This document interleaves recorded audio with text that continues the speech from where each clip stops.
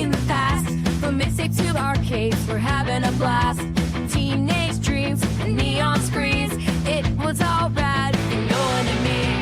Like, you know, it's like whatever. Together forever. We're never gonna sever.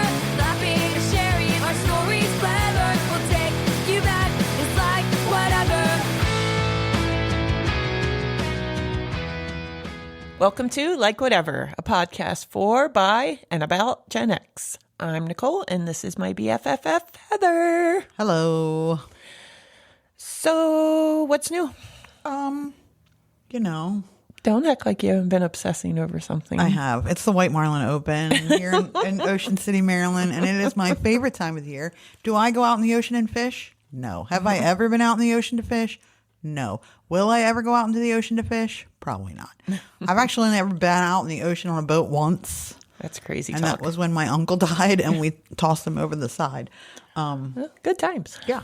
So I have not actually, but for me, the White Marlin Open is something I remember as a kid. Because for those of you who have no idea what it is, it's a bill fishing tournament. And it's the largest bill fishing tournament in the world at this point. And it started in our humble little area of Ocean City, Maryland. And every year, my dad would take us down to the docks and we would watch. Back in the day when it was just teeny tiny little, they hardly had any boats. It was only one day of fishing. My dad has fished in it several times. My mom has a marlin from it. My grandfather. So it's just one of those things that's very nostalgic for me. So every year I like to obsess over it. Yes. So it started Monday and they've even extended it 2 days because there's I don't know if it's a hurricane or tropical storm out there. So that's my current. Yeah, I went to it like 8, 9, 10 years ago. I don't know, a long time ago. And yeah, it's a lot of fun just to be down there. They have, I was just showing Mom before you got here. They have a contest. There's a bar over at the harbor where all the boats slip called Sunset Grill. Shout out to Sunset Grill. They have a contest of the biggest bar tab every year, and they post it. And it's always on Sunday night because that's the night before I think. This year it was 20,900 was the bar tab. They bring in special bartenders for this week alone. I mean, Michael Jordan just showed up today. His boat showed up Monday and well, his boat fished Monday, but he showed up today. That's how big of a tournament it is. It brings. I did see Jordan's boat when I I was down there. Yes, I did not see him, but I saw his it's boat. huge. It is very big. And I got my picture taken with one of the guys from Deadliest Catch. Yeah, it was Deadliest Catch. Yeah. Wild Bill. Yeah. Yeah. Yep. And the guys from the tuna, whatever the tuna catching show is. Oh yeah. Wicked Tuna. Yeah. Maybe. Yeah. They enter out. It's a big deal. Well, I was watching before she got here. The first qualifying white marlin came in, and the fish is now worth $4 million. So it beat out the blue marlin that was 929 pounds, which no one cares about but me. But so, that's what we have it on right now on my phone. I'm watching it out of the corner of my eye. It's just something I've always enjoyed. My grandfather and my uncle were both fishing. They were big into fishing. My grandfather used to take us fishing all the time. And I was like, because I was a weird child, I was obsessed with finding out what was in the fish's belly. So I would stand there while he cleaned it, and I would have to he would point out all the organs and open the stomach so you could see what the flounder had just eaten. So I don't fish. I did, but I don't anymore because I don't like touching bait and putting it on a hook and all that. That's gross. I don't want to clean a fish. Yeah, I grew up fishing. I've mentioned before that my grandparents had a beach house and we just ran wild down there. But yeah, I've never been a fan of bait. Like I can do pieces of squid that's and fine. stuff, but especially bloodworms. No. They're so gross. But as much as I am grossed out by everything, like as far as like anatomy, blood, all that stuff, I had my own fillet knife. I used to catch my own fish. I would clean my own fish, and gutting them never bothered me. Yeah. But that's just how much I love fish. Yeah. I never liked the bait. Well, I shouldn't say that because for flounder you use minnows, and I never liked that you have to hook them live. I know. That's sad. But when I was a kid, we would fish for them, and my friend had a minnow trap, so because we lived right at the end of The yellow and white one with the black door. yeah, and my mom would get very mad because we would go fish across. That we never caught anything. I mean, we just kind of chucking fishing rods in, but I don't know why. But I would put the minnows in my pockets to carry them around, and she would open the washing machine, and there'd be dead minnows in the bottom of her washing machine from me sticking them in. It's not. You shouldn't do that. That's gross. No, it's mean. Take the minnows out of your pocket. But we lost Lonnie Anderson this week. We did. Yeah. She's one of those I had kind of forgotten about until I saw it. And Yeah. I was like, oh, yeah, I loved her. Yeah. She was awesome back then. Yeah. WKRP in Cincinnati. Yeah, that was a good show. It was a good show. I've been watching some Golden Girls lately. Oh, I love the Golden Girls. It's so funny. It is funny. Like, laugh out loud funny. Yeah. And now we're that age. So I know. it's even funnier now. What's more relatable? I watched the Nona's movie on Netflix. Have you seen it yet? No. So it's based on a true story, an Italian restaurant in New York, and Vince Vaughn stars in it. And the premise of the story is that this boy grows up with his mom and his Nona, and he's very interested in what they're doing in the kitchen. But he doesn't grow up to do anything like that. He works in like a factory or a warehouse or something. And so when his mom dies, Nona's already dead, he starts trying to make their recipes because he misses their food. And he's really good at it. So he gets a inheritance, life insurance inheritance, and his best friend and his wife, which his wife is Chrissy from The Sopranos. Oh. They tell him, do something you've always wanted to do with it, like go big. So he decides he's going to go to Staten Island and buy this restaurant, and he's going to hire Nona's to cook. I have heard the true story of this. Yes. Yeah. And so he hires 3 Nonas to cook, and then one who is Susan Sarandon to be the baker. She's awesome in it. God, she's still so stunningly gorgeous. It's ridiculous. But there's this one scene. So she owns a hair salon, and the other Nonas are typical Italian Nonas. So she takes them in there for a night of beauty one night. Oh, boy. And it is just such a wonderful scene. Like, she does all their hair, all their makeup. They sit around and get drunk, and it's just so cute. It's a really cute movie. Yeah, I really enjoyed it. But I know how it feels to miss the Italian food. yeah, My mother doesn't cook anymore. that's a shame. I know. Mine doesn't either. Like, she hasn't for years. She used to be a really good cook, and now everything is processed and quick and easy, and Yeah. it's so lame. Yeah. She doesn't make, nothing anymore. I mean, she will if her grandchildren ask, but Of course. the rest of us can go fuck ourselves, I guess. Well, then you need to get your niece and nephew to ask for you. I do. I totally do.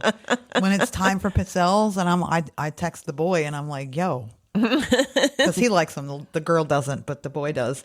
And I'm always like, yo, ask your mom for some freaking pizzelles, kid. What are you doing to me? Exactly. And then I have to make sure that they're evenly distributed between the two of us. Because I don't want, that's not right that he gets more than me. He already gets enough more than me. So Exactly. he is the apple of my mother's eye. It's so funny too, because my dad always wanted boys. He's always made that perfectly clear that he has always wanted boys, and he ended up with girls. Those are exact words that he has always said. I wanted the boys, and I ended up with girls. So when my sister had the boy, The boy just turned 20. When my sister had the boy, well, we thought, well, there you go. There's your boy. He doesn't even know what to do with him. So the boy is the apple of my mother's whole world revolves around that kid. And he loves his mom. Like nobody loves their mom more than he does. And then my sister had the girl, and she's Pup-Up's girl. Like Pup-Up, she calls and Pup-Up comes whenever she calls. Hey, Pup-Up, I want to ride the bike. He comes and picks her up on his motorcycle, takes her wherever she wants to go. It's just hilarious. We have this picture, and it's my favorite picture of them. They're under his car working on whatever. And it's his legs hanging out and her teeny tiny little legs hanging out. And she's got like ripped up girly jeans on. And the best part is she's got like leopard print flats on. Oh. So it's like him in his boots and her teeny tiny little. But I guess he didn't actually want a boy. No. Because he just wants to make you feel bad for not being a boy. He never really roughhoused with the boy, nothing. But the girl, he flings her all over everywhere, and she loves it. She's Pup-Up's girl, and she could probably care less about. She texts him all the time. I mean, they probably text each other more than she texts my sister, to be honest. Well, that's fair. My youngest never texts me, even when I text her. I have to send her some guilt text, like, why are you ignoring me? She's like, I'm not ignoring you. Yeah, you kind of are. Check the last text you sent. Yeah. 12 days ago. Yeah. Or look how long it's been since I text you a question, and you haven't even answered it. Yeah. There's a kind of an upswing in earthquakes here. Yeah. It's a little concerning. It is. Yeah, that one off of Russia. Yeah. That created was crazy. Tsunamis. Yeah. Yeah. And there's one in New York a couple days later. Yeah.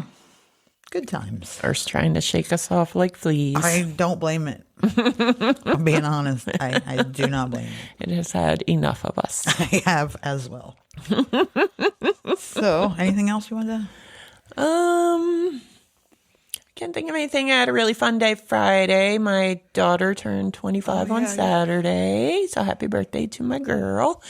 So we both took Friday off and we went to the beach and ate at the most popular restaurant at the beach and went to the outlets to go shopping and just had a fun day. That's good. Yeah, it was awesome. It's a nice beach. Yeah. It is. And it was a beautiful day. Oh my gosh. That was the cool day, right? Yes. It wasn't. I was almost cold. I almost took a sweater with me and I was like, that's crazy talk because it's been as hot as the surface of the sun for a week.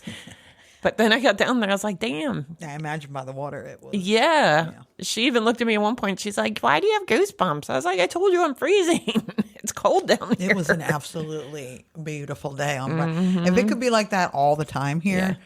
And the waves were nuts. They were so high. That's because we have that, I don't know if it's a hurricane or what it is. It's Dexter, which is a horrible name for a storm. I don't know whose I idea hope it's that a was. serial hurricane.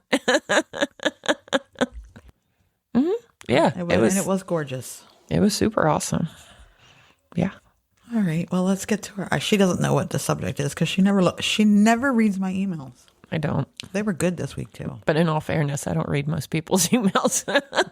I sent you 2 today too. One of them you really should read. And last night I did an event for it was National Night Out. Yes. Across the country last night. And they always hold one at one of the schools that I work with for my job. And I've worked at like the past 5 years. And yeah, I had a couple of parents approach me last night and they were like, I emailed you. I'm like, I promise I'll answer you tomorrow. The one I answered her at like 8 this morning, she wrote back, oh my gosh, you wrote back. I was like, yes. I just have so many emails to get through. Sorry. Well, you really should read one of mine. Okay. It's important business related stuff. All right. Yeah. We'll see. I'm trying to get us a sponsor. Oh. Yeah. So. Oh. Yeah. So like there's real emails I should read. Yes. Oh. Yep. There is. I did, yeah. Anyway, I feel like I'm at that event last night again. it's important stuff. I will look it up. Okay. So let's fuck around and find out about cooking shows. Ooh,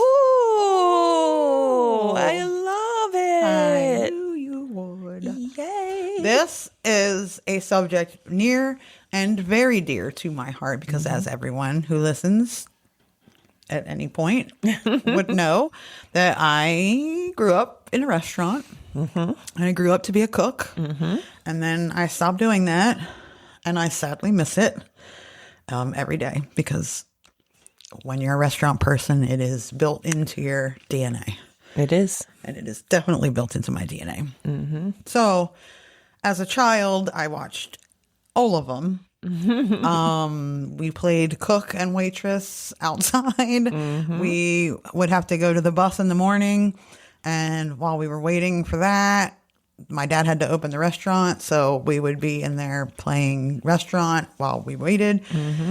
And I was always the cook and my sister was always the server. She did not end up being a server. She did not. She grew up to be a cook She as was well. also a cook. Yes. So the first televised program was The French Chef, which aired in the U.S. in 1963. The show was presented by Julia Child and was followed by a number of other cooking programs, including The Galloping Gourmet and Ready Steady Cook. These early TV chefs were often considered to be eccentric, and their shows were popular for their mix of cooking tips and entertainment. Julia Child, in particular, was known for her enthusiastic presenting style and her catchphrase, Bon appetit! The period spanning the 80s and 90s marked a profound... Oh, by the way, I'm going to touch on Julia just a sec, but mostly it's the shows of the 80s and 90s. Okay. She had one, but... Right.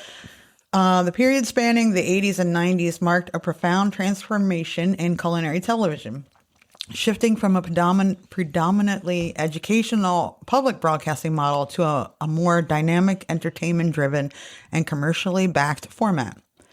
The 80s established a foundation by demystifying gourmet cooking and introducing diverse global cuisines to home audiences through charismatic instructional hosts. This era, largely supported by public television, cultivated a growing national interest in food. The 90s, catalyzed by the emergence of cable television and the launch of the Food Network, accelerated this evolution. New formats, including competitive shows and lifestyle programming, proliferated, and chefs ascended to celebrity status, becoming influential cultural figures. The commercialization and diversification not only reflected but also actively shaped evolving culinary tastes, promoting globalization and health consciousness.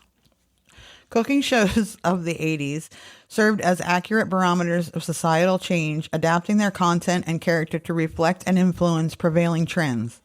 They began to cater to burgeoning interest in more lavish lifestyles and culinary excess, while the late 90s responded to a celebrity-hungry, reality-crazed audience. Oh, yeah. Yeah, I bet it was exciting for both people that like to cook and the spouses of people that like to cook, because it was pretty much the Betty Crocker cookbook back then, and whatever hand-me-down recipes you had on index cards until then. Yeah. I mean, and of course, Julia brought in, French food and, right. Probably not a lot of people, unless you had French heritage, probably were eating a lot of the typical French cuisine. Yep. The pervasive influence of these programs also played a critical role in redefining the very concept of a foodie, which, can I just tell you, I fucking hate the word foodie. I fucking hate foodies. I hate anyone. Sorry if you decided that you're a foodie, but I don't like that. It's stupid. Do you have a reason why? So many. I have just because I have feelings about that too. It's because I owned a restaurant and I can't take foodies. I mean, just everybody likes different kinds of things. So who are you to say what's the best and what's good and where you shouldn't eat? And I know everybody. That's my issue with reviewers. Right. Like, what if you don't like chicken cordon bleu? But it's the best fucking chicken cordon bleu on the planet. Exactly. But you don't like it. Exactly. Fuck foodies. Sorry. I hate it. I hate the word. I hate them.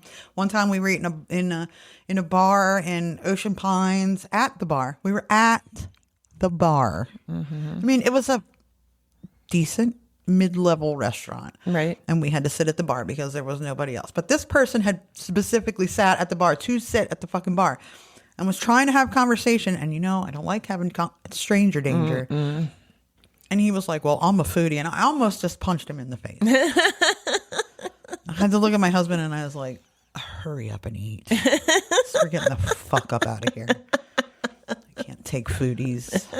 You're not. You're in fucking Ocean Pines. Calm down. Yeah. I mean, I like posting about the foods I make because I love my cooking. Exactly. But I'll post food if I go out to eat if it looks super pretty. I don't even have a problem with that. Just don't call yourself a fucking foodie. Right. We're all and don't foodies. review it. We And all if you have go to out to eat and you didn't like it, don't say anything. Yeah. I mean, do you know how bad you hurt restaurants when Mind your you do business. stuff like that? I Don't go back there. That's what I'm saying. Like, we all eat. We're all foodies. We all eat. Okay? Exactly. Take it down a notch. You're no Yeah. more special than it. I digress.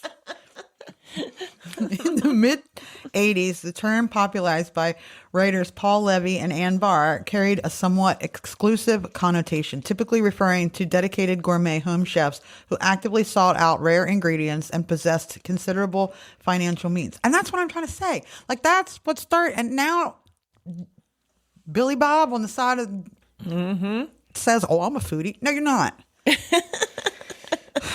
You never left Sussex County. You're not a fucking foodie. You don't like to cook and you like to go out to eat. So You're a restauranty. You're a lazy. you're a customer. Yeah. That's what you are. By the close of the 90s, however, the landscape had dramatically changed. The widespread accessibility of cooking shows, amplified by the internet, contributed to millions identifying as foodies. Though a more precise description for many might be food TV enthusiasts. Yes. Yeah, Agreed. it's a hobby. If you watch food shows and you like to try to make those recipes, it's called a hobby. Yeah. My favorite is when these people think they can open a restaurant. Yeah. No, you can't. You Right. can't. You have no idea. You Right. have not a single clue. That's why they all fold. That's why restaurants fold in 3 years. If you can get past 3 years, you're good. But most restaurants fold in the first year and a half because you have no idea. Yeah. None. Exactly. And I love cooking, as I just said, but I like my own food better than I like most food when I go out to eat. And I had another point with that, and I don't remember Except what it my was. food. She loves my food. Oh, I remember. I never really watch as much as I love food. I do. God, your cheese omelets. Oh my I God. made myself a cheese omelet this morning. And got your a new rosa pan. sauce. I cannot master your rosa sauce. It tastes pretty good. That's in Nona's too, the secret ingredient. I have And he was like, I don't know her secret ingredient. And she was like, that's what makes it your Nona's gravy, is that you don't know the secret ingredient. Yep. He ends up figuring it out at trial and error. But, or maybe you find, I don't know. Anyway, but yeah, I don't even like watching cooking shows. I don't follow recipe books. Like, I know what ingredients I enjoy. I know what things go together. Like the other night, I had made grilled Italian chicken breasts on the grill. Duh. Grilled. Yep. And I bought pitas because I've been on a big hummus kick lately. Ugh. I love hummus. And I had fresh tomatoes out in the yard and fresh basil out in the yard. So I like drizzled the pita with olive oil, chopped up the grilled chicken, put the big chunky Parmesan and Romano on it, and sliced tomatoes and basil, and just put it in like a low heat oven, just enough to like warm it up and melt the cheese. Oh, well, it was so good. The weird thing about me is I don't like 90% of the stuff I make. Yeah, but you still make it really good. I know.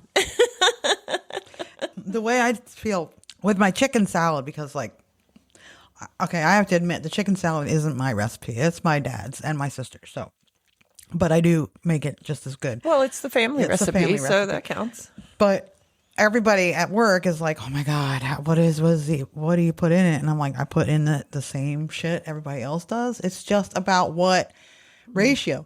So how I do is if I dip it in the mixture and it makes me go like that, and it makes me gag, then it's done. It's ready. That's how I make most of my food. If it makes me nauseous, then I'm like, it probably tastes good. Then somebody should probably not admit that. But I did like my gravy though. My gravy was good. Yeah, I make really good gravy. My gravy recipe is stolen from several different people, so mixed together. Mine's made up on my own. I am going to eventually perfect it. I have decided that, I'm going to start yoga. That's going to be a new hobby. Nice. I started therapy. That's a new hobby. Yes. And as much as I love cooking, at some point, I'm going to make I guess a hobby. And just cooking in small portions and just trying different things and buying different ingredients, because I want to go to the ethnic grocery stores. We have a lot of Hispanic grocery stores around here. We have a lot of Caribbean. And then we're around cities if I wanted to go get other stuff. So I really want to start playing around with different things and making different foods because it's so much fun. It's a shame you don't like food. I like making it. I don't like eating it. It's a shame you don't like eating it. I know. I make it and then I give it away. Yeah. Yeah. You're just missing out. No. I mean, I know you don't think you are. I'm not. I know that you're not. I'm just making it. I'm just imposing my opinions on you. I like to bake, and I don't eat any of the stuff I bake. I don't like to bake. I like it all. I miss it. I don't like baking because you have to be precise with your measurements, or else it doesn't come out right. Right. And I like to just throw shit in there and see what happens. So yeah, baking's not for me. I do like eating baked goods. So. I know. Yeah. I just don't have a very good kitchen where I live, so it's not very conducive to any of the. Yeah. If I ever win the lottery or this podcast makes it to anything other than what it is currently, I'm totally going to get when we live together, we're going to get a nice, super nice kitchen, professional. I want fucking Vulcan equipment in there. I want it to be a professional. I'm picking it. I will be the one doing our kitchen. So is it going to look industrial or can we make it pretty too? You can make it any way you look. The equipment in there will be professional equipment. Yeah, I'm very, very good with that. Yeah. I want a kitchen big enough that I can have this humongous island in the middle of it. You can have whatever element. But I don't like any kind of granite. Okay. You can have the whole Hawaiian Islands if you want in there. I like the wooden countertops. Sure. Yeah. I don't give a shit. As long as I can have my Vulcan oven, my Vulcan stovetop, and my Vulcan flat top. What kind of mixer are we going to have? Hobart. Because we might as well make bread. Yeah, but the Hobarts are so big. We probably have to just go with KitchenAid because they're small. The Hobarts are way bigger than we need. Yeah. So, okay. All right. They were settled. All right. So tell all your friends about the podcast. So we can get this kitchen going. We'll invite you over. We will. If you can I'll eat with you. Heather, help me cook. I'll cook it. I'm really good at cooking for 200-300 people at a time. So Yeah. The most I've ever cooked for is 700. So there you go. I can have 700 of you over. If you all give $5. I don't think that's asking for a whole lot. You know that only gets us 3,500, right? Right. That's enough. For what? I can get used equipment, shine it up. A KitchenAid? Yeah, probably. I forgot. It's not 1997 anymore. No. And if we're going to get it, we're going to be rich and get brand new shit. Okay. Not auction stuff you have to clean up. So all of you have to give us how much? Oh, is it still 700 people? Yeah. Oh, geez. Okay. We don't need to do math. 10 grand? Okay. We're going to need 10 grand from each of you. Or you're going to need to tell your friends. It's like a pyramid scheme. Exactly. So if you... You only have to give 5. But you want to be your own boss. Give 10. You want to be your own boss. Yeah. Got some Avon going here. Oh, God, don't get me started. Okay. We're going to go back to the cooking shows. Oh, yeah. Yeah. By the close of the 90s, however, the landscape had dramatically changed. The widespread... Oh, I did that. The transformation highlights a dynamic interplay. Societal interest in food created a receptive audience, which in turn encouraged broadcasters and chefs to innovate programming. These innovations, in turn, further amplified the public's engagement with food, democratizing culinary appreciation and expanding its reach beyond elite circles. So, let's talk about the foundations. The 80s established a crucial groundwork for the evolution of culinary television, characterized by educational and making gourmet cooking accessible. Of course, public broadcasting. This was the same time everybody thought they could be a handyman because This Old House was on. Well, it's funny because when I was looking this up, This Old House came up a lot. And, oh, shit, what was the other one? My dad The Woodworking Guys or something like that. My dad's not a particular handyman. I mean, he will get in there and do what he needs to. He's more of a mechanic type of guy.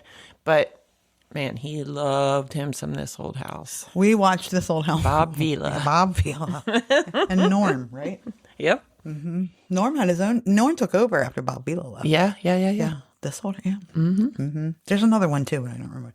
Several influential programs and their charismatic hosts defined the culinary landscape of the 80s. The Frugal Gourmet, hosted by Jeff Smith, a United Methodist minister who initially taught food as a sacrament at the University of Puget Sound. By the mid-80s, the Frugal Gourmet became the cooking show everyone was watching. The program, which aired from 83 to 95, aimed to redefine frugal not as cheap, but as the careful use of time and food, and gourmet as a lover of good food and wine. Mm-hmm. Oh, yeah, that's another reason I love cooking, because you drink wine while you cook. Well, Julia did, that's for sure. She put most of it in her gullet instead of in the dish. Smith was celebrated for bringing fine dining to regular households. His engaging style was marked by thoughtful, heartfelt details and personal anecdotes that connected recipes to cultural heritage. He concluded each episode with the memorable sign-off, "Eat well, I bid you peace." I don't remember the Frugal Gourmet. I must not have watched I don't feel like I do either, but it must not be something my parents watched. Because at that age, it would have been. Oh, which is weird because he is the Christian guy. Well, my mom. Okay. Recipes featured on the show include beer and cheese soup, applesauce fruitcake, creamed pearl onions. Smith's practice of recommending products also signaled an early subtle integration of commercial elements into educational programming. In 1997, 7 men filed a civil lawsuit against Smith, charging him with sexual abuse. Shocker. I know. 6 of them alleged that they were molested as teenagers in the 70s while working at the Champlain Pantry in Tacoma. The 7th claimed that he was assaulted in 92 at age 14 after Smith picked him up as a hitchhiker. Ew. Smith denied the allegations and no criminal charges were filed. Shocker. But he and his insurers settled the case for an undisclosed amount in 1998. The litigation ended his television career, though he continued his writing and charitable work. I just wanted to throw that in there. Was his charitable work with kids? I just wanted to throw that in there. Yeah, maybe that's why we don't remember it, because his legacy would have been cut off at the knees at that point. Yeah. So now, this next one, I fucking love this one. This one I watched all the time. And I can tell you right now that I would have never eaten any of the stuff that was cooked on this. But I wanted a wok so bad. Oh. Yan Can Cook was my favorite. I make really good Asian food, if I must say so myself. Good for you. The show featured the energetic Chef Martin Yan, focusing on Chinese-oriented cooking, including stir-fried dishes and traditional Chinese techniques. Originating in Canada in 1978, the series moved to PBS in San Francisco in 1982. Yan's presentation was characterized by humor, wit, and cultural references. His iconic catchphrase, "If Yan can cook, so can you." And I knew I was going to, I practiced this, I don't even know how many times. And right now, it went right out the window. Szechuan, goodbye in Mandarin, became his Szechuan is right. Szechuan, yeah, I know. I looked at it as soon as, I'm telling you, I practiced it 500 times. And then when I just this minute it went right out the You're so cute. top of my head. He was also known for his frantic food chopping, often creating a rhythmic sound that added to the show's entertainment value. The program was typically filmed on a stage. So he was my favorite, and I wanted a wok. There was another. I still want to walk. There was another cooking show that had wok. I forget what it was called, and I didn't put it in here. But I wanted a wok, and there's zero reason for me to have a wok because I do actually have one, but I don't ever use it for anything it's intended for. I would use a wok so hard. Maybe I'll just give you the wok I have because I don't use it properly. I do make vegetables in it sometimes. I use it For your husband? Yes. I don't eat that shit. I know you're not eating it. No. Nope. Great Chefs. The franchise began with 13 half-hour programs for PBS, later expanding to the Discovery Channel in 1986. Unique for its time, Great Chef featured over 1,000 chefs from 51 countries, with segments recorded entirely on location in professional restaurant kitchens rather than studios. And that is why I loved it, because to this day, when I go into a restaurant and I can see their kitchen, I want to see the motherfucking kitchen. Nothing. Okay. Oh, yeah. I love it. I love an industrial kitchen. I can still smell a kitchen. Oh, And I was a waitress, but I can still hear. yeah. Sometimes the noise of the machines wakes me up in my sleep. The ticket machine. The series distinguished itself by having no hosts or competition, allowing the chefs themselves to be the central focus. It concentrated on cooking techniques and was considered evergreen due to its timeless instructional value. Programs typically showcased the preparation of one meal with 3 dishes by 3 different chefs, accompanied by clear, precise instructions. The franchise produced numerous regional series such as Great Chefs of New Orleans, Great Chefs of San Francisco, and Great Chefs of Chicago, and later expanded to include Great Chefs of the East, Great Chefs, Great Cities, and Great Chefs of Hawaii. It also produced holiday and barbecue specials, further displaying its content. Here's my other favorite one. Besides Julia, I did like Julia too. Justin Wilson's Louisiana Cookin. Do you remember that one? I don't know. You will when Okay. Hosted by Justin Wilson, a renowned Cajun-inspired humorist and chef. His show aired on Louisiana public television during the 80s and 90s and was nationally distributed on PBS.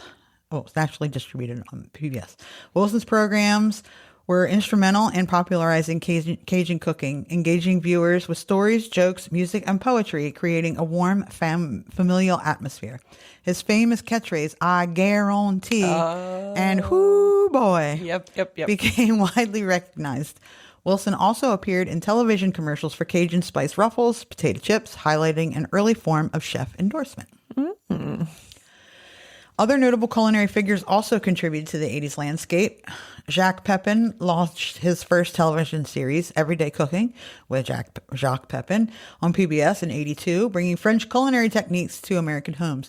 Graham Kerr, known for The Galloping Gourmet in the 60s and 70s, returned to television with Take Kerr in 1975, a daily 5-minute series that continued into the early 80s, focusing on healthier, lighter recipes and incorporating Christian elements.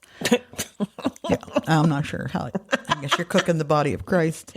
Additionally, chefs like Ken Hom and Madhar Jaffrey were pivotal in the early 80s for introducing authentic Asian. These programs successfully brought culinary arts into living rooms across the globe, introducing viewers to a wide variety of cuisines and making cooking both educational and entertaining.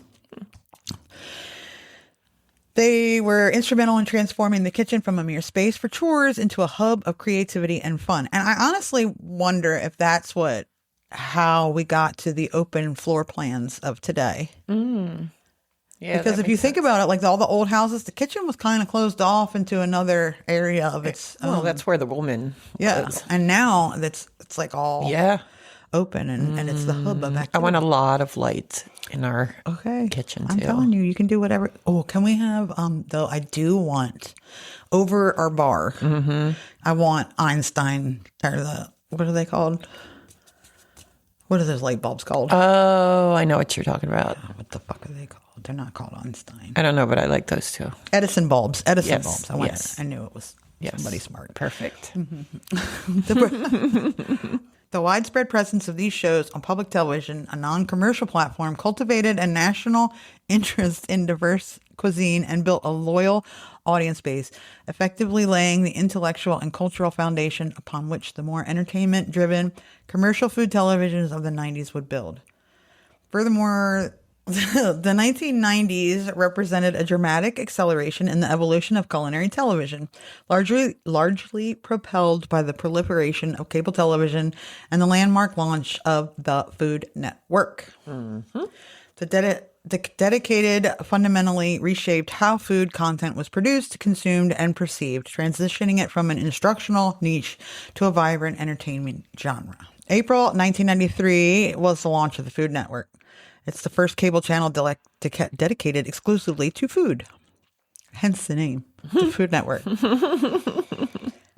This move to cable signaled a decisive move toward the mainstream for culinary content. And if you remember, that was a time where like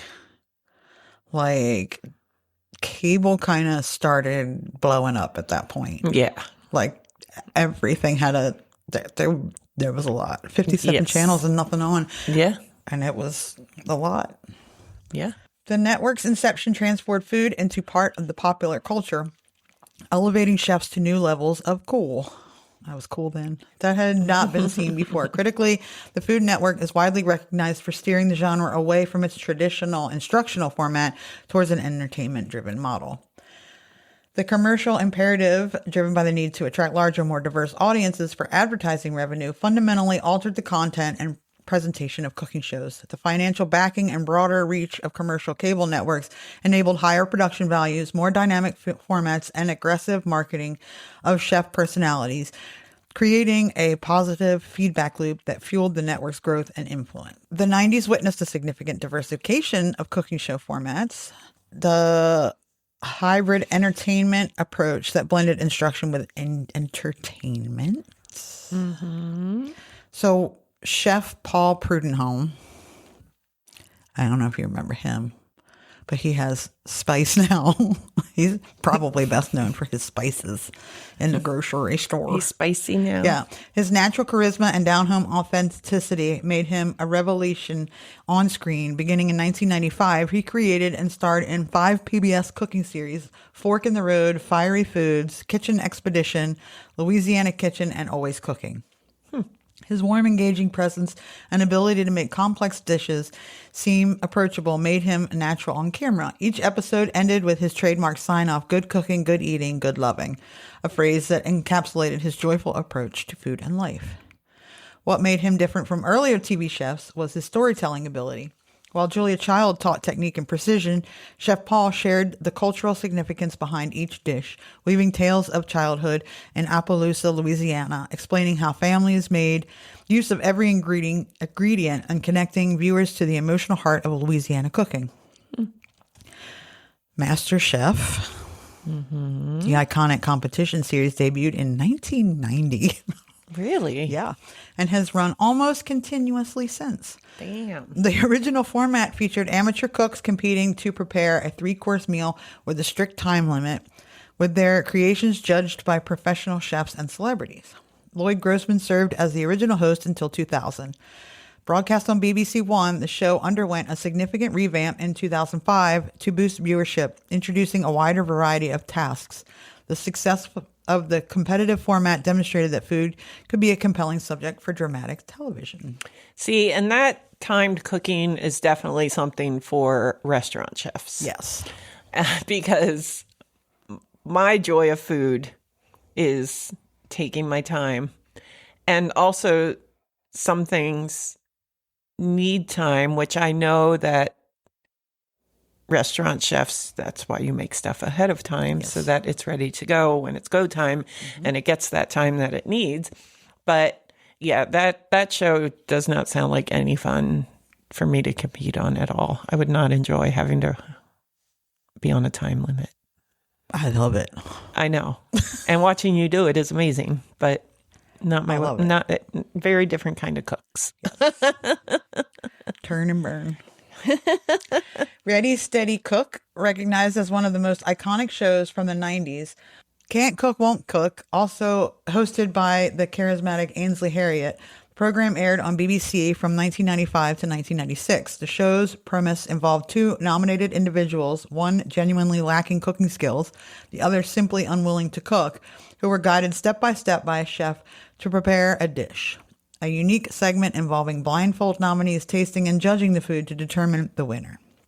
Despite its short run and criticism for being similar to Ready, Steady, Cook, its emphasis on entertainment through culinary mayhem was clear. The Naked Chef. Premiering at the very end of the decade in 1999, this series introduced the young Jamie Oliver to television screens. Running until 2001, it was praised for inspiring men to engage in cooking. The show brought a freshness to cooking shows with its dynamic camera close-ups and a much more relaxed style that was less common previously. Each episode often featured Oliver cooking for different people in his life, such as colleagues, his girlfriend, or his nieces, adding a personal and relatable touch. Then Emerald Live. Bam! Yeah. Emerald Lagasse, a regional James Beard Award winner, became a household name with his distinctive New Orleans style of cooking, a vibrant fusion of Creole and Cajun traditions with influence from Asian, Portuguese, and Southwestern cuisines. His shows The Essence of Emerald from 94 to 2007 and Emerald Live 97 to 2007 were major successes on the Food Network. Lagasse was renowned for his energetic, jovial hosting style and memorable catchphrase like Bam! And kick it up a notch. The addition of a live studio audience for Emerald Live significantly enhanced its entertainment value, transforming a cooking demonstration into a lively performance. He was lively. Good Eats. Created and hosted by Alton Brown, this program premiered on Food Network in July of 99. Good Eats distinguished itself by exploring the science, technique, and history behind cooking, often likened to television science educators. The show was notable for its distinct visual style, employing Dutch angles and camera placed into side kitchen appliances to illustrate concepts, and features Alton Brown and other actors playing various characters to tell the story of food. Julia Child, a pioneer of culinary television, maintained her influential presence throughout the 90s. She hosted Cooking with Master Chefs, hosted by Julia Child, from 1993 to 1994, a series where she visited and collaborated with 16 celebrity chefs. Later, she partnered with Jacques Pepin for Julia and Jack Cooking at Home, which aired on PBS from 99 to 2000 and earned a Daytime Emmy Award. Ooh.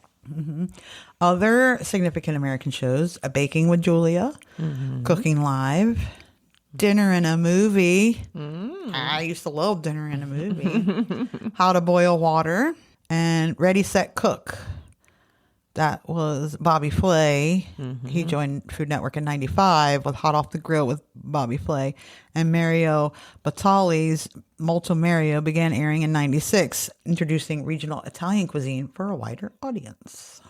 The 90s marked a considerable acceleration in the globalization of the kitchen. Previously exotic ingredients and dishes became increasingly available and influenced eating habits worldwide.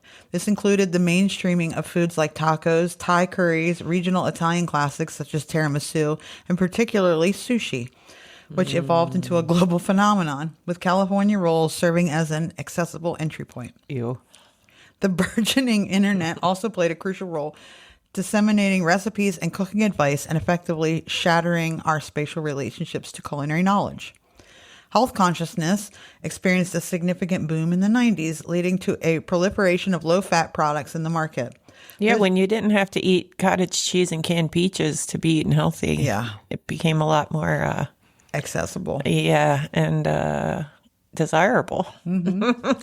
This trend was influenced by heightened public awareness of healthy eating and the official publication of the Food Pyramid in the USA, which, by the way, I did not know that was not till the 90s. Yeah, and it's actually completely inaccurate. Correct. Graham Kerr's Kitchen, 94 to 96, notably embraced a low-fat, Minimax approach, focusing on maximum flavor while minimizing unhealthiness. Regional. Alongside the embrace of global cuisines, there was a parallel and growing nostalgia for all things regional. Americans began to move beyond generic understanding of cuisines, appreciating, for instance, Italian food not just as spaghetti and meatballs, but recognizing its diverse regional variations, like those from Piedmont and Emilia Romagna. I know, I'm not going to say that. Cut that part out. This reflected a deeper engagement with culinary authenticity and local foodways. The increased visibility of international cuisines and health-conscious trends in the 90s cooking shows directly correlated with broader societal shifts, such as accelerating globalization and increased public health awareness. Which is funny because like the 80s, it was all the French foods and Asian foods, and it was all about excess in the 80s and a lot of... Oh, by the way, I was watching the Tickety Talk the other day, and the girl was doing jazzercise. She found somebody's jazzercise tapes, and she was doing them. And the TikTok, she comes on and she's sweating all over, and she was like, and she's like maybe in her 20s.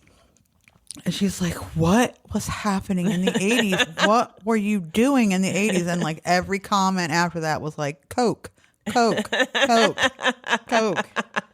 Lots and lots of Coke. Yeah. That's why jazzercise was a thing. Yeah. You had to expend that energy somehow. Yeah, a lot of skiing trips happening there.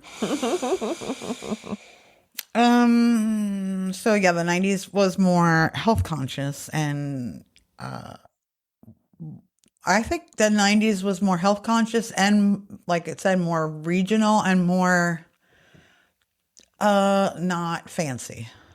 Like fancy but not. Right, exactly. Like it wasn't something you would just make for a special occasion. It was actually things you could make every day. Yeah. Yeah. Whereas Julia was making things and she was drunk. All the time. I should not talk. She probably actually doesn't talk like that. That's her drunk talk. I love me some Julia Child. Hell yeah. The cooking shows of the 80s and 90s exerted a profound and lasting cultural impact, fundamentally redefining culinary appreciation, influencing home cooking practices, and shaping the broader food industry. The pivotal period laid the essential groundwork for the diverse and persuasive food media of the 21st century.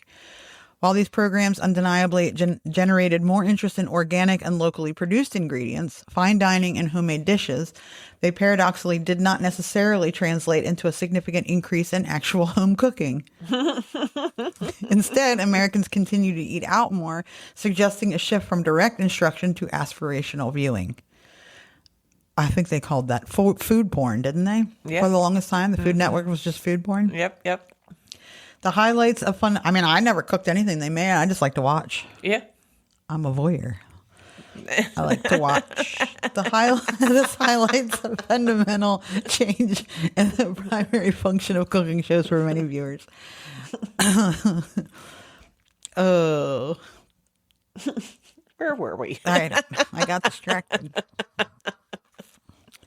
This paradox suggests that foodie culture fostered by TV was more about the consumption of food knowledge and experience, such as dining out or purchasing celebrity chef products, than about active participation in the kitchen, indicating a growing disconnect between culinary appreciation and practical application for the stupid ass motherfucking foodies.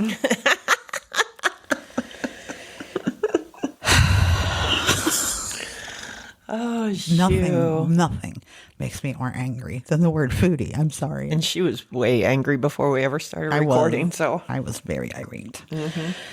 I don't even know why. Yeah, just because. Yeah. You even made me a little angry. Oh, I know why I was mad. Oh. We're not going to talk about that. Okay. It's the current news cycle. Yeah. You mean when Grandpa got stuck on the roof the other day? There's a really funny TikTok about that too. There's a lot of funny memes about it. It's him up there, and underneath they're just playing "Jump" by Van Halen. Anyway, might as well jump. So basically, that's it. Now we went from having the instructional videos of the 80s to like this super fancy pants game shows and like every kind of cuisine everybody's got their own show.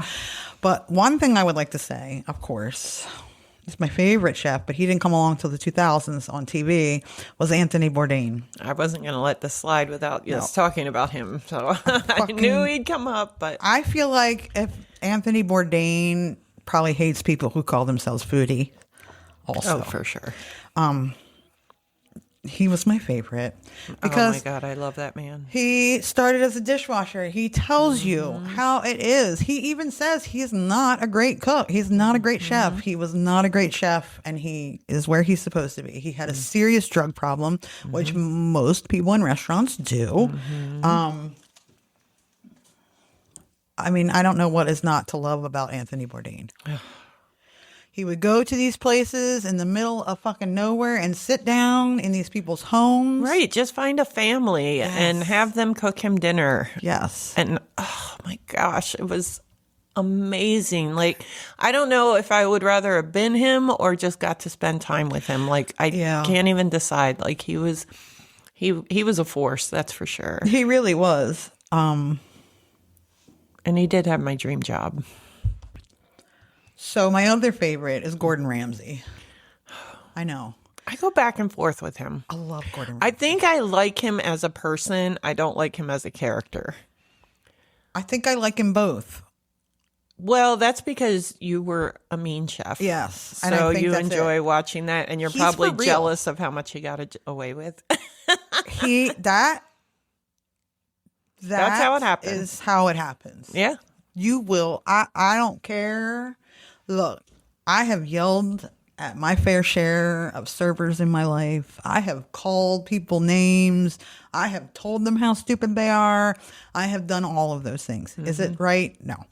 Is it just the way it goes in a kitchen? Yep. Yes. Cooks have incredible egos. Just high. Just all for no reason. There's a reason, but it's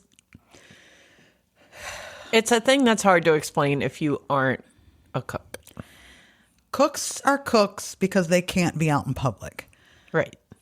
Servers and bartenders make 40 to 50 times more money Yes. than a cook ever will. Right. Cooks have it. I get it. I don't get me wrong. I know that servers have it rough because they have to deal with both the cooks and the people out in the dining room. I understand that 100%. But it is also not 56,000 degrees. I was going to say, like, it is definitely harder. I could never. I did 25 years in the restaurant, all front of the house. And a lot of it's hard.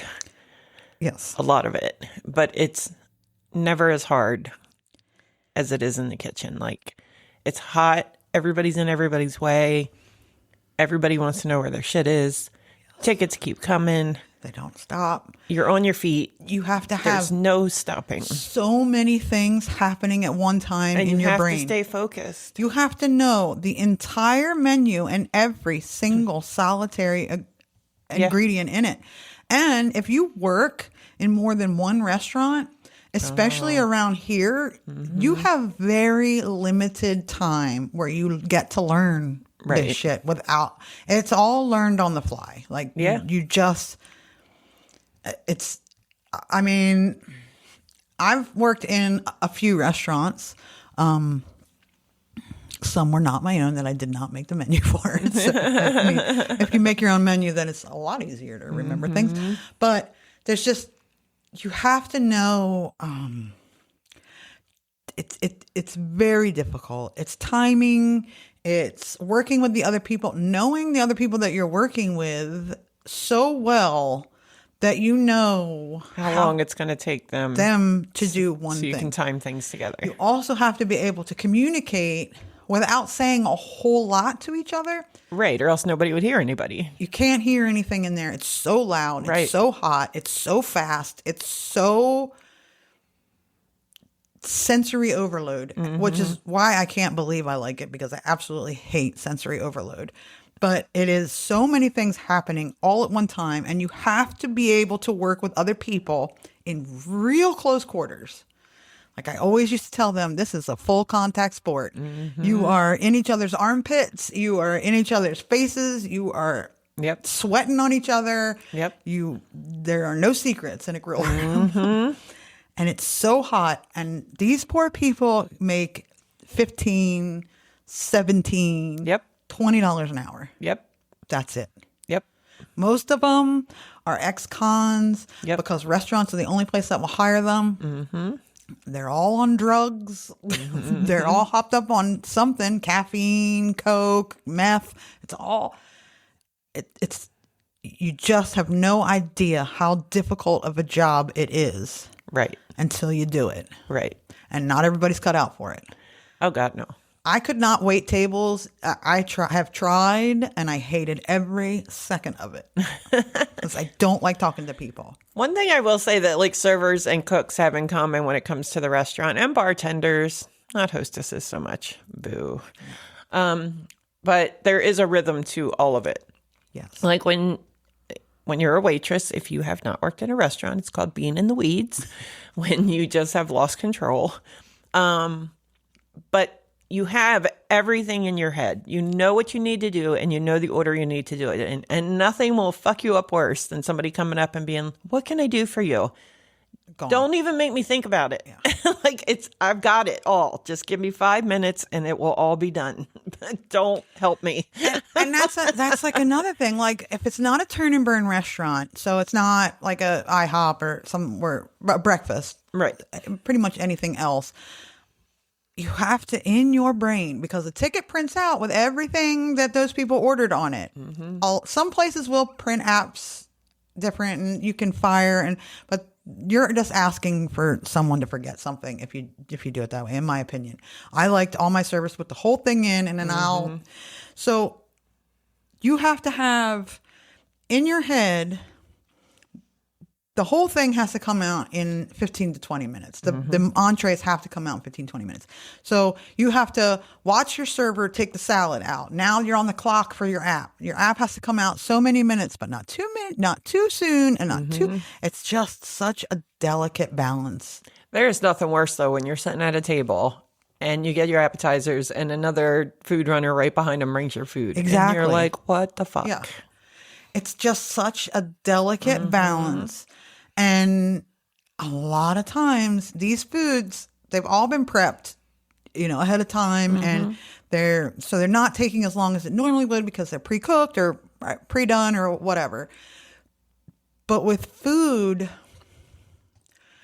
there's like a sweet spot. And if you're out of that by like 2 minutes at all, then it goes bad.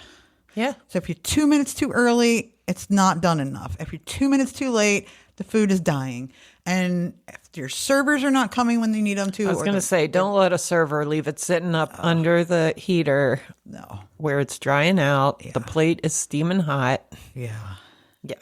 And that's another thing. As a cook, you don't have fingertips anymore. Like they're just all gone. Everything's burnt off. You're covered in burns all the time. You have to learn how to deal with it. It hurts like a motherfucker. Yeah. And as a server, I hated when people ran my food. Yeah. Like I never wanted to work in a restaurant with a food runner. And I would tell other servers if there was no food runner, don't touch my food. Yeah. Because I had my timing too. Yeah. I know when those things came out. I know when everything is ready to go. And I know when the cooks are going to have it ready. And if they're falling a little bit behind, I bring them a tray full of ice cold sodas. Let them get a drink. And then ask them if they can let me know when my food might be ready. And that is mostly happens because some asshole at some table is like, right, I ordered my food 10 minutes ago. Yeah.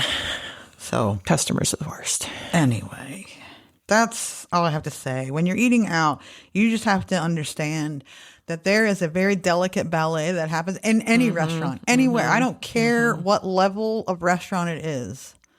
If it's a gourmet restaurant down to Waffle House, those cooks have an ego. Yes. They are very proud of what they do. Yes. And how they put it out. And they only make 10, 15, maybe 20 tops. Yeah. and it's a real hard job. Yep. So No benefits, no tips, no nothing. no insurance, No. nothing. They miss family. You miss, and that's another thing. Like nobody really understands, and you miss every family event because everybody has shit on Saturdays, and that's your busiest day. So you can't be off for that. So, Man, can we talk about that first cigarette though after the end of the night? man, that is a great. It's the best one ever. Yeah. Yeah. All right. I better get to my fun facts. Ooh. Yeah. Oh, but one thing real quick. I was very close to auditioning for Hell's Kitchen. The only reason I did not, because I was all ready. It was in Philadelphia. I was headed up. I was going to do it. And as I was reading the thing you have to sign, it says, "Do you have any allergies?" And they cook a lot of scallops. I didn't even think about And that. I knew as soon I had to put it, I would have had to put it. I mean, I couldn't have not in case something happened. And I knew they weren't going to take me because of it. I knew it. They can't have that liability. That has been your lifelong curse. It is. And I was on my way, and I was like, fuck, I didn't even think about that. I can't do it. They're going to this is a wasted trip because they're not going to take me. I would have won though. Definitely. Because him screaming and yelling at you. You would have been you just do what you're told. That's all. Yeah. It's not your kitchen. You wouldn't have been crying back. Oh, he was so mean to It's me. not your kitchen. No. Do your job and then they won't be mean. Exactly. Suck it up, Buttercup. Yep. Yeah. Okay, fun facts. For a year, Julia Child worked at the OSS Emergency Sea Rescue Equipment Section in 1942 in Washington, D.C. as a file clerk, and then as an assistant to developers of a shark repellent needed to ensure that sharks would not explode ordnances targeting German U-boats. Crazy sharks. When Child was asked to solve the problem of too many OSS underwater explosives being set off by curious sharks, Child's solution was to experiment with cooking various concoctions as a shark repellent, which were sprinkled in the water near the explosives and repelled sharks. Still in use today, the experimental shark repellent marked Julia's first foray into the world of cooking. That is one of the coolest fun facts I've ever heard. Julia Child was 6'2". I knew she was tall. She was awarded the Presidential Medal of Freedom in 2003 for her contributions to American culture. Martin Yan of Yan Can Cook has hosted over 3,500 episodes of the PBS cooking show Yan Can God Cook damn. since 1982. That's a lot of shows. Here's my favorite fun fact of all. Oh, God. Martin Yan can debone a chicken in 18 seconds. Get the fuck out of here. I will not. Oh, boy. That is fucking I would love fast. to see that. I would too. Oh my That is God. fucking insane. You don't even know how sharp of a knife you have to have for that. For real. And to 18. Oh, That's amazing. I know. I wanted to get some chickens to debone them just to see. It would probably take 3 or 4 minutes. At least. I would put me at 5, maybe 10. Oh, I think you could do it faster I'm out of than practice and I don't have very good knives. that. Yeah. Justin Wilson, the Cajun guy, presented himself as Cajun in his act. It is unclear if he had any actual Acadian or French ancestry. His father, Harry Wilson, was of Welsh descent. Justin Wilson described his mother, the former Olivette Minturn Todvin, as Cajun, but she has no known ancestors who either were Acadian, lived in the Cajun regions of Louisiana, or emigrated from France. You know what? I actually, as poor as my memory is, I remember as a youngster being like, are you sure this guy's Cajun? Like, you sound like a cartoon. He is from Louisiana. His mother did teach him how to cook, but her name derives from is a native of, her family is native to Maryland. Oh, Yeah. alrighty. Not very exotic. And the parish where the family lived was not part of the French or Spanish colonies of Louisiana. And my last fun fact, because there are really not a whole lot of fun facts, is the longest running cooking show is the British show MasterChef. The show first aired in 1990 and is still airing today. Yeah, that's crazy. Yeah, that is a long running show. Not like The Simpsons, but No.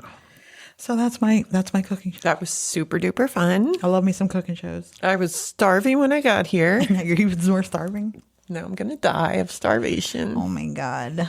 I literally my whole drive down, I was like, what am I going to get for dinner on the way home? What are you going to get for dinner? I don't know. Nothing sounds good. Although I am thinking sushi now. So I did think sushi on the way down. Then you mentioned it. So I'm thinking maybe. I don't know. I don't know what I'm going to have either.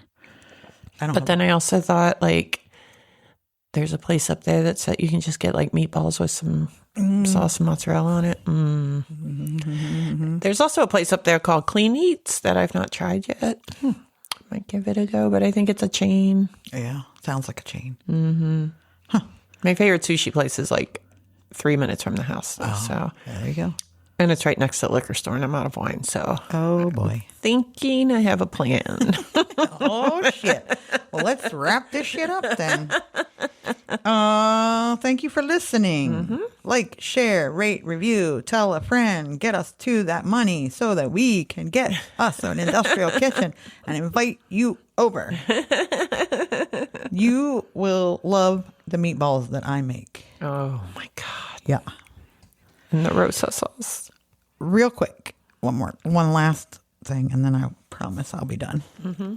My whole philosophy on cooking in a restaurant, as a restaurateur, is I want you to eat my food and say, as you're eating it, man, that's really good. This meatball, really good. I want you to enjoy it while you're there, and then I want you to go home. And 2 days later, I want you to go, God damn, that meatball was good. And then 3 days after that, I want you to be like, holy shit, that meatball was fucking amazing. Now that I think, I want you to think about that food. I want you to enjoy it while you're there. But I really want to leave you with an impression that you want that next week. That's another thing that I can connect with you is food is definitely my love language.